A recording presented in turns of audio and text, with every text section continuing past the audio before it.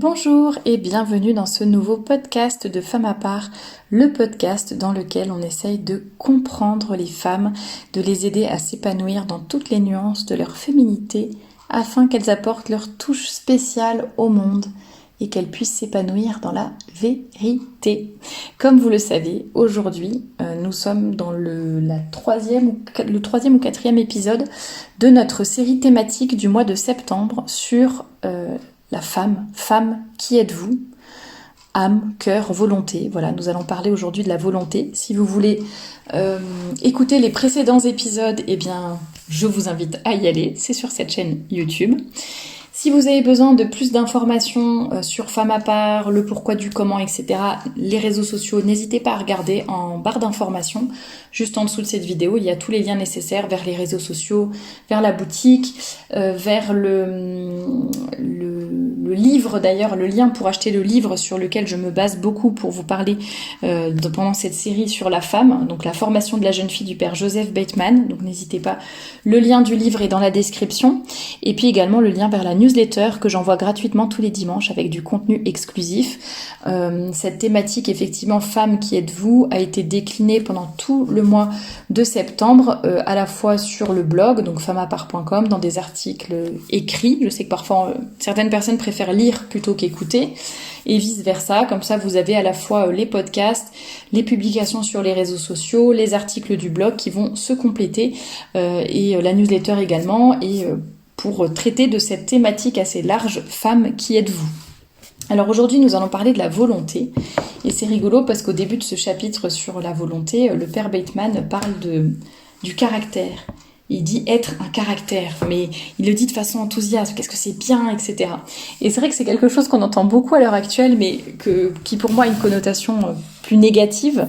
Des femmes qui disent oui, moi j'ai du caractère, moi je suis franche, oui, ou alors j'ai été larguée par mon amoureux parce que j'avais trop de caractère selon lui, mais je m'en fiche, il a qu'à m'accepter telle que je suis, et puis voilà. Bon bref, c'est quelque chose qu'on entend beaucoup, le fait, c'est quelque chose qui est plutôt vu de façon positive, en tout cas par les femmes, surtout par les féministes. Le fait d'être une femme de caractère, c'est quelque chose de bien. Ça veut dire que on ne se laisse pas marcher dessus, ça veut dire qu'on sait ce qu'on veut, on sait où on va, enfin en théorie quoi, enfin, en tout cas la façon dont ces personnes-là se définissent. Et en fait on se rend compte que finalement avoir du caractère, c'est complètement autre chose que ça. Et on va en parler dans ce chapitre justement sur la volonté et justement sur la façon dont le voit l'auteur de ce livre, Formation de la jeune fille, le père Bateman, pour qui avoir du caractère, c'est justement avoir de la volonté, être forte, être courageuse. Et c'est surtout avoir une volonté qui tend vers le bien. Il faut que l'objet finalement de notre volonté soit le bien. Parce que être une femme de caractère, donc avoir du caractère, mais l'utiliser à mauvais escient et s'en servir comme excuse pour toutes nos attitudes possibles et imaginables du quotidien et toutes les, voilà, peut-être nos mauvaises attitudes, on va dire, eh bien je ne pense pas qu'on puisse... ça n'est pas une bonne définition. Mais si l'objet de notre volonté est le bien, si notre volonté tend vers le bien, pour moi il y a toujours ce triptyque du bien, du beau, du bon, et bien quand on est dans la vérité, la beauté et la bonté, finalement on peut tout faire, et notre objectif est excellent et vraiment est un objectif qui va nous faire grandir, qui va faire grandir les autres également, et qui va nous aider à nous développer, nous épanouir, mais aussi à mieux aimer Dieu, mieux aimer notre prochain, et puis aller vers le ciel, puisque c'est notre but ultime en tant que femme catholique. Mais voilà, avoir cette volonté qui tend vers le bien. Il parle aussi de l'héroïsme un peu, des actions héroïques. Alors c'est vrai qu'on se dit, moi j'ai jamais... sauver quelqu'un de la noyade, j'ai jamais pénétré dans une maison en feu pour aller chercher un enfant qui était bloqué au milieu d'un incendie. Voilà, j'ai jamais fait des grandes actions héroïques comme ça, mais en fait l'héroïsme c'est dans le quotidien. L'héroïsme c'est dans le fait de changer des couches tous les jours, de faire des lessives à longueur de temps, de refaire et faire et refaire, défaire, refaire les mêmes gestes. à longueur de temps dans sa maison. Ça, c'est de l'héroïsme, finalement, aussi. Hein. Il n'y a pas que les grandes actions que l'on voit dans les médias et dans les journaux. Et donc voilà comment il définit un peu enfin c'est pas une définition de la volonté, mais le portrait un peu qu'il dresse au début de ce chapitre sur la volonté. Être quelqu'un, avoir une volonté, être un caractère, savoir accepter le devoir, tout le devoir, et y aller coûte que coûte à travers tout. Y aller non pas seulement quoi qu'il en coûte, mais parce qu'il en coûte. Avoir une grande âme, ferme, passionnée de vouloir, souple, hardie, capable de décision, d'élan, d'effort et surtout de ténacité et de persévérance. Une âme d'acier. Oui, il dit souvent une volonté de fer et une âme d'acier. Vivre comme un condensateur d'énergie qui accumule et qui fait rayonner le fluide dominateur d'une force consciente et disciplinée. Avoir enfin une personnalité nette, franche, accusée, distincte de cette poussière grise que l'on aperçoit marcher ou plutôt flotter sur la route et que l'on nomme la foule. Voilà, soyez de cette race-là qui en face du devoir dit « je le veux ». Dites-le crânement, simplement, avec une noble flamme dans les yeux. Et ben, vous voyez, je trouve que tout cette espèce de portrait que l'on vient de lire, que je viens de vous lire, ne reflète pas vraiment, ne correspond pas vraiment à ce que l'on peut voir des femmes, de ce que revendiquent en tout cas les féministes fortes, indépendantes, qui disent qu'elles ont du caractère. Quand on voit que là, avoir du caractère, c'est avoir une grande âme qui est ferme, qui est passionnée, qui est capable d'élan, de décision, de ténacité, une âme d'acier, qui accepte le devoir, quoi qu'il en coûte, etc., je peux vous dire que c'est pas exactement le même portrait. Donc moi je trouve ça très intéressant de voir ça, et c'est un idéal qui est beaucoup plus ambitieux et qui va demander beaucoup plus de travail aussi. C'est sûr que ça va, si ce sont que des mots en l'air, ça ne va servir à rien. Mais en tout cas, je trouve ça intéressant. Et donc lui, il relie vraiment la volonté au caractère, en disant qu'on est dans un... Bon, lui, c'était à son époque, donc dans les années 1925, mais je pense que ça s'applique encore plus à l'heure actuelle, de dire qu'on est dans un temps où finalement la jeunesse, c'est une jeunesse molle, quoi, qui n'a plus aucun idéal, plus aucune volonté, qui est déjà dégoûtée de la vie, qui a aucun enthousiasme, etc. Et que ça, c'est vraiment triste, quoi, qui manque du caractère et qui manque de la volonté, finalement, dans notre époque. Et ça rejoint aussi finalement pourquoi il a fait aussi ce triptyque que j'ai fait, enfin que je vous ai refait dans ces podcasts, donc l'âme, le cœur, la volonté, c'est que tout est lié. Quand on parlait de l'âme, de sa grandeur, de son idéal, c'est bien beau, mais sans la charité, sans l'amour, sans le cœur, ça sert pas à grand chose. Et si ensuite on a la grandeur, l'idéal, qu'on a la charité, l'amour, mais par contre on n'a aucune volonté, on ne met rien en place et on ne fait rien, bon, finalement ça va être du vent. Donc vous voyez tous ces trois aspects, ce triptyque, tout se complète et tout est utile, et il faut vraiment qu'il y ait ces trois éléments là pour que la femme soit, enfin l'homme aussi d'ailleurs, mais bon là on parle de la femme, pour que la femme soit vraiment complète, qu'elle s'épanouisse dans ces trois facettes, qu'elle se forme sur ces trois facettes, que pour chacun de ces plans, l'âme, le cœur, la volonté, qu'elle sache éviter les écueils et qu'elle sache développer toutes ses capacités. Enfin, il y a le côté positif, développer tout ce qui est bon dans ces trois facettes, et en même temps faire attention aux dangers qui peuvent la guetter, que ce soit pour son âme, son cœur ou sa volonté. Donc vous voyez, tout se complète. Donc je vous invite vraiment, comme pour les podcasts précédents, peut-être à prendre des notes, à regarder ce qui va un peu vous aider, une petite citation, une phrase, un mot, quelque chose sur lequel vous pouvez revenir et qui va vous encourager à vraiment vous former, à progresser et à avancer. Après, chacune a évidemment ses dispositions, sa personnalité, son caractère qui font que il y en a pour qui finalement avoir de la volonté c'est pas trop compliqué, généralement elles y arrivent au quotidien. Il y en a pour qui ça va être beaucoup plus difficile. Pareil pour l'idéal, pour l'imagination, pour la sensibilité, pour plein de choses, chacune doit travailler sur des choses différentes en fonction de son caractère aussi. Mais en tout cas, je pense que c'est bon pour tout le monde que toutes les femmes l'entendent, et pour que les hommes comprennent peut-être mieux les femmes. Et puis il y a des choses qui s'appliquent aux hommes, bien évidemment. Ce que c'est que d'avoir de la volonté. Avoir de la volonté, c'est savoir dire « je veux ». C'est une parole puissante. Ça n'est pas « je voudrais », c'est « je veux ». Le mot impossible est le mot d'un lâche. Quand on ne sait pas vouloir, quand on se contente de désirs plus ou moins vagues, on est faible, mobile, fantasque. Donc évitons. Il faut vraiment être concret. Ça rejoint ce que je disais par rapport à l'idéal. Avoir un idéal, c'est bien beau, mais il faut qu'il soit concret. Il faut qu'il soit tangible. Ça ne doit pas être quelque chose de flou. Ça doit être vraiment très clair dans notre esprit. Pareil pour la volonté. C'est ferme, c'est direct, c'est pas moitié-moitié, c'est pas mou, c'est je veux. Avoir de la volonté, c'est savoir prendre une décision. Donc là, il parle des marionnettes et des guignols de ce monde qui se laissent conduire comme des moutons et diriger comme des automates. Voilà. On ne vise personne. Essayons de ne pas être comme ces personnes-là. Il faut se lever, il faut marcher, se déterminer par une résolution nette et précise à aller au devoir malgré tout et à travers tout. Et on s'en fiche de nos impressions, des oppressions, des difficultés, etc. Il faut prendre une décision ferme et s'y tenir. Voilà. Avoir de la volonté, c'est aller jusqu'à l'entêtement. Donc ça, c'est plutôt pour parler de la persévérance. Les saints se sont frayés leur route à travers les impossibilités, tandis que nous nous arrêtons devant des toiles d'araignée. Voilà, ayons de la persévérance. Avoir de la volonté, c'est savoir vaincre tous les obstacles. Le bien n'est pas bien si on ne souffre pas en le faisant, disait saint Vincent de Paul. Donc quand on a du caractère, justement, on sait vaincre les obstacles. Moqueries, menaces, promesses, flatteries, ennemis du dehors, etc. Tous les obstacles du monde dans lequel nous sommes, eh bien, nous ne sommes pas lâches et nous allons y arriver. Comment s'exerce la volonté? Alors ça, j'en avais déjà parlé dans plusieurs podcasts, mais déjà rien que c'est dans le titre en fait, elle s'exerce déjà, voilà, c'est tout simplement.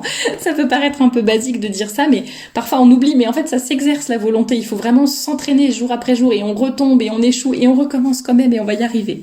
Voilà, donc elle s'exerce. Voilà la réponse à la question. Non, lui il parle de savoir se déterminer dans le sens faire un peu le premier pas quoi. Et consentir à faire le premier pas, se préparer et ensuite l'intelligence va intervenir et va nous aider à persévérer. Exécuter, démarrer quoi. Donc il y a le premier pas, cette espèce de pensée et de allez je vais le faire quoi, on se détermine. Ensuite exécuter, donc vraiment faire le premier pas et y aller, au lieu de dire je voudrais, j'aimerais bien, etc. Non là on y va. Et la troisième chose c'est la persévérance. Donc voilà, une fois qu'on est démarré, là faut continuer malgré la lassitude, la tristesse, le dégoût, les difficultés, les obstacles. Donc là il dit que la persévérance est la marque d'un esprit supérieur, d'un cœur généreux, d'un caractère fortement trempé et aussi d'une profonde sagesse. C'est la vertu des forts et la vertu des humbles, que ce soit la vôtre. La persévérance est la marque d'un esprit supérieur. Je vous laisse méditer là-dessus aussi, parce que c'est bien beau d'avoir de la volonté, de mettre un peu les choses en branle, de commencer, etc., tel ou tel projet ou telle bonne résolution. On a un idéal, on a des résolutions. Si on les met pas concrètement en marche, ou qu'on les met en marche mais qu'on les abandonne 2 jours après, ça ne sert pas à grand-chose. Comment on arrive à vouloir vivre au jour le jour? Eh oui, on ne s'arrête pas sur le passé, sur comment je ferai demain, etc. On pense que Dieu sera là pour nous aider et avec sa grâce on peut y arriver. Essayons déjà de faire notre devoir aujourd'hui. Des actes.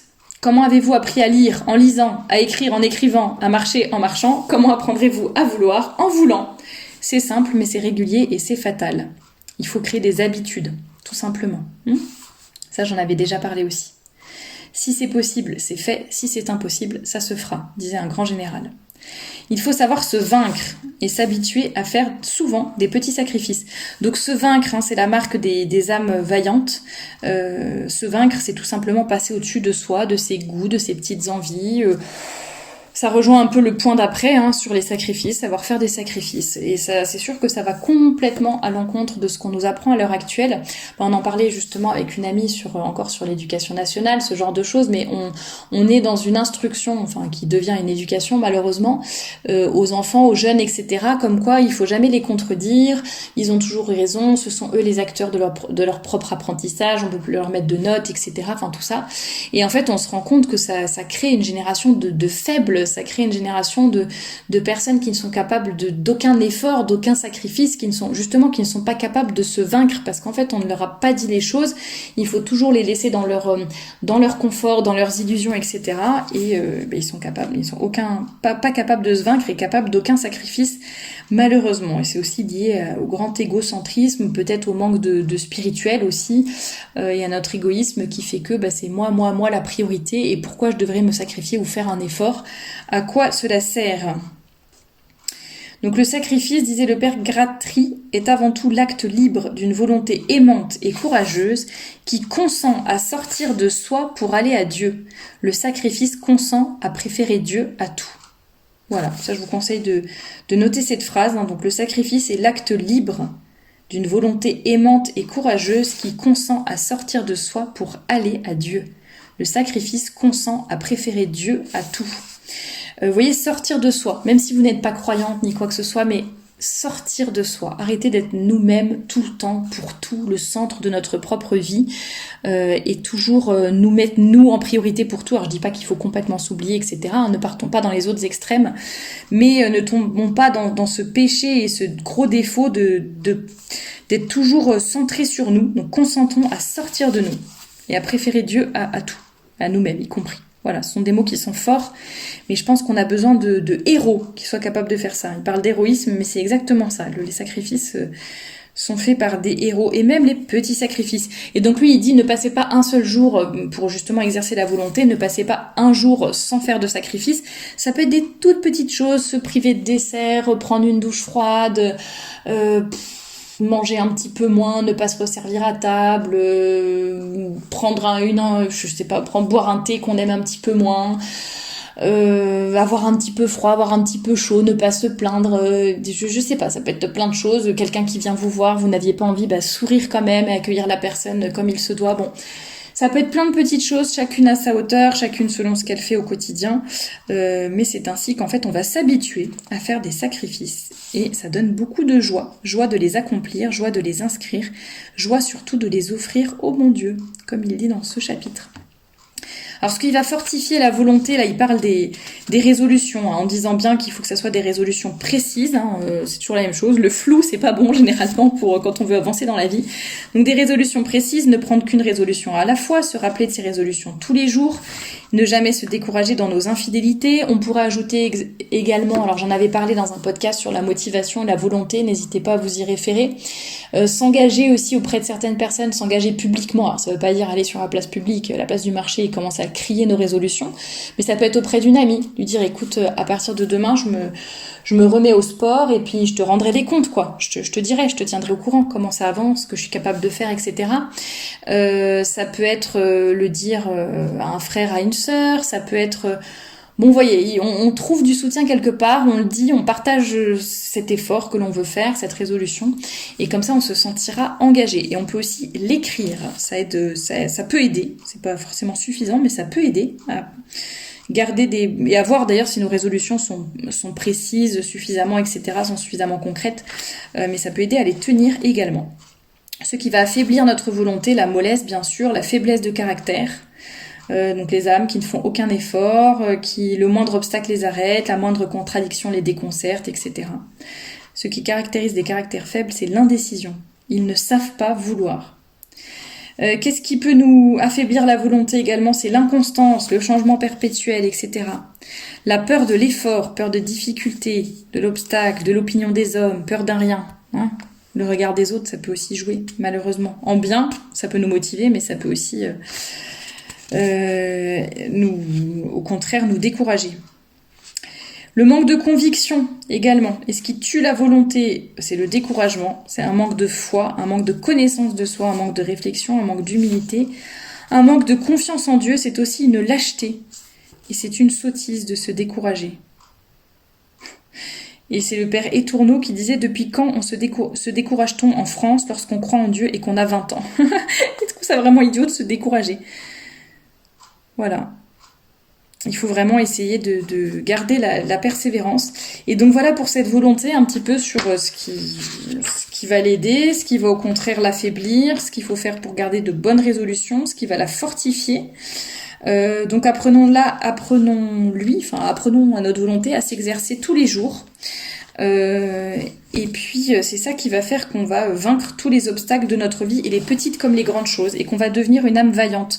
Parce qu'en fait ça fera vraiment un levier dans notre vie, quel que soit le domaine. Donc vous voyez, il dit par exemple, pour posséder une volonté forte, il faut l'appuyer sur des convictions solides. Là est la source de son énergie, l'énergie de notre âme, parce que la raison qui est nécessairement son guide y trouve une inébranlable assurance. Donc il faut vraiment résolument donner à votre volonté des ordres auxquels elle devra obéir. Ainsi vous deviendrez des âmes vaillantes.